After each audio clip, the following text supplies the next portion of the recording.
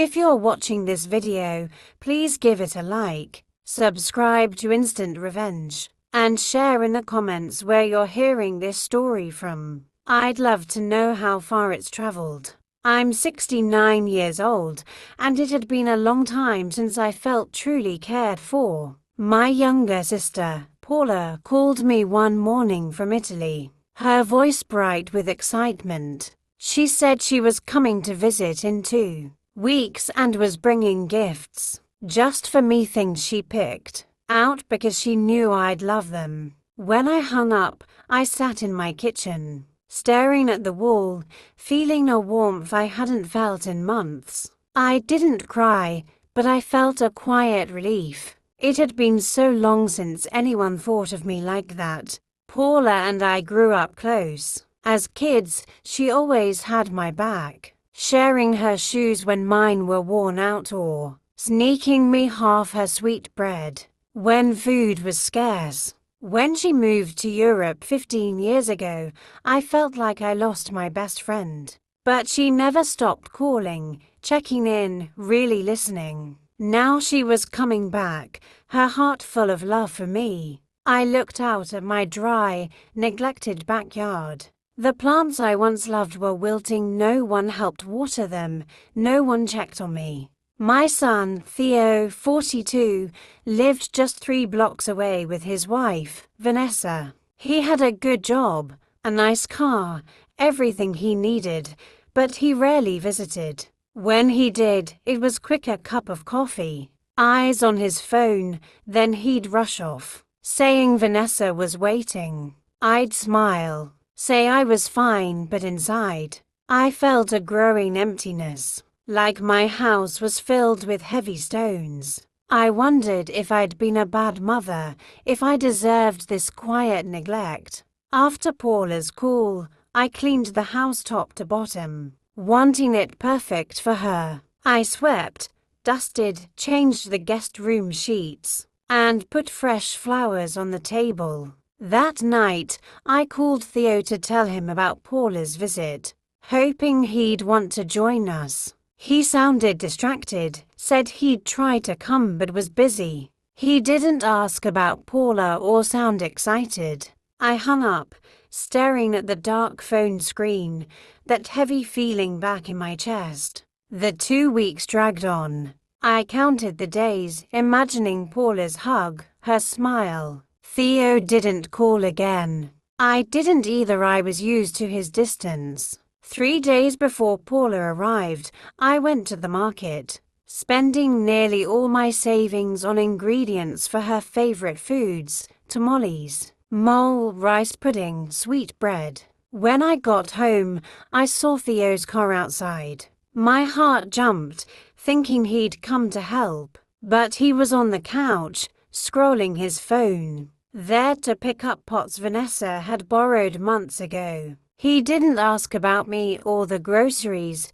just took the pots and left. I stood in the hallway, bags heavy in my hands, feeling something tighten inside me, but I didn't cry. I just kept going. When Paula arrived, I ran to the door. She stepped out of the taxi, her smile as warm as ever despite a few grey hairs. We hugged, and I felt like I could finally breathe. She noticed I looked tired, thinner, and said she was worried. I brushed it off, saying it was just a tough year. She opened her suitcase and pulled out gifts: a silver Swiss watch, 3 bottles of French perfume, and a caramel-colored Italian leather handbag. I'd never owned anything so beautiful. I felt like I didn't deserve them. Paula hugged me, saying I'd worked hard my whole life, raised Theo alone after his father left, and deserved to be treated like I mattered. I cried not from sadness, but because someone saw me. We spent the day cooking, laughing, talking about our childhood. I tried on the watch, sprayed the perfume, held the handbag like a treasure. For the first time in months, I felt alive. That night, I ate with appetite, surrounded by Paula's love. But I didn't know how short this happiness would last. or that my own son would take it away. The next morning, Paula noticed something off about me, like I'd faded, gotten used to being invisible. She asked about Theo, when he last visited, what he did for me. I admitted he rarely came, always busy with work or Vanessa. Paula got upset, saying I wasn't a burden, that Theo had a duty to care for me. I changed the subject, not wanting to ruin the day. We cooked tamales, reminisced about Mom's recipes, and laughed. Paula mentioned I could live with her in Italy, but I couldn't leave my home, even if it was lonely. Theo called, saying he and Vanessa would visit the next day. I was thrilled, hoping it could bring us closer. Paula wasn't so sure, hoping Theo would treat me well. At the visit, Vanessa admired the gifts on the table, picking up the handbag without asking. Saying it was worth $1,000, Paula gently took it back, saying it was for me. The visit grew tense. Vanessa kept eyeing the gifts, and Theo barely spoke. When they left, Paula warned me Vanessa wanted my things, and that I should be careful. I thought she was overreacting. The next days with Paula were wonderful. We walked, cooked, watched movies, and I felt like myself again. One day, she insisted I wear the watch and carry the handbag for a walk downtown. I felt elegant but uneasy, like I was showing off.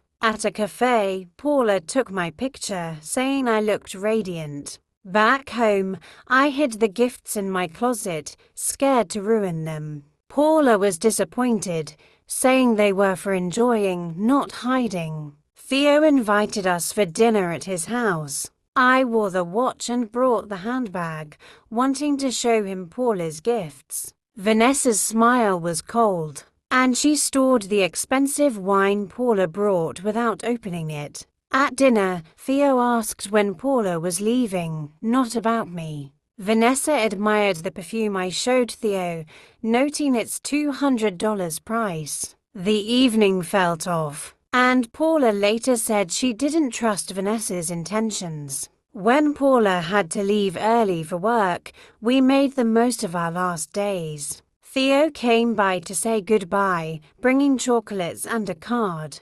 Vanessa picked up the handbag and perfume again, saying they suited her. Paula firmly took them back, saying they were mine. After they left, Paula warned me to hide my gift safely, saying Theo was under Vanessa's control. I didn't believe her fully, but I hid everything in my closet. After Paula left, the house felt empty again. I kept the gifts hidden, only looking at them to remember her love. One day, Theo and Vanessa visited, asking to see the gifts. Vanessa held the handbag, saying it suited her better, that I didn't use it. Theo agreed, saying I should share since I had so much. I refused, saying they were mine. They got upset, calling me difficult, and left angrily. I cried, feeling betrayed, and hid the gifts deeper in my closet.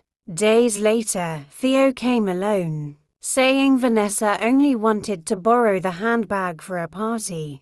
I refused again. He called me ridiculous, saying I didn't need it since I never went out. I told him to leave, that I deserved respect. He left, warning I'd regret it. I called Paula, who told me to change the locks and not let them in. One morning, I went for a walk to clear my head.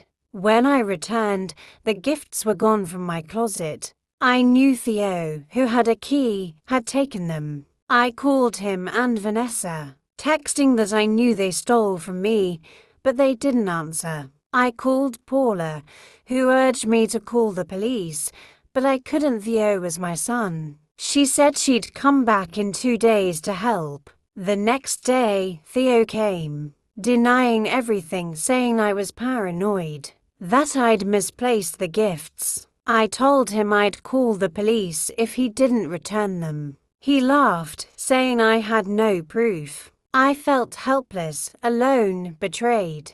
When Paula arrived, she hugged me as I cried. She said we'd go to Theo's house and get my things back. At their house, Vanessa tried to shut the door, but Paula stopped her, bluffing about a GPS tracker in the handbag. Panicked, Theo and Vanessa argued, then brought down the gifts. Vanessa threw the handbag at me, and Theo shoved the perfumes and watch into my hands. Saying I'd lost my son over things, Paula defended me, saying he'd lost me by stealing. They told us to leave, and we did. Back home, Paula checked the gifts, nothing was damaged. She changed my locks that night, staying by my side. She told me I'd done the right thing, that I'd reclaimed my dignity. I didn't feel proud, just empty. I'd gotten my things back but lost my son. Paula stayed a week, helping me feel stronger. She made me use the handbag, wear the watch, and go out. Slowly, I started to believe I deserved nice things. Months later, Theo called, apologizing, saying he'd left Vanessa and regretted everything. I told him his actions had consequences. That trust was broken, and I wasn't ready to forgive. He left, crying, but I didn't know if we'd ever rebuild what we had. I kept going. I wore my gifts, went out, and smiled at compliments from strangers. One day, a woman at the supermarket said I looked radiant. I told her I'd learned to value myself, to demand respect. Looking in the mirror, I saw a stronger woman. One who'd survived betrayal and found her worth. I'd lost my son, but I'd found myself, and that was enough.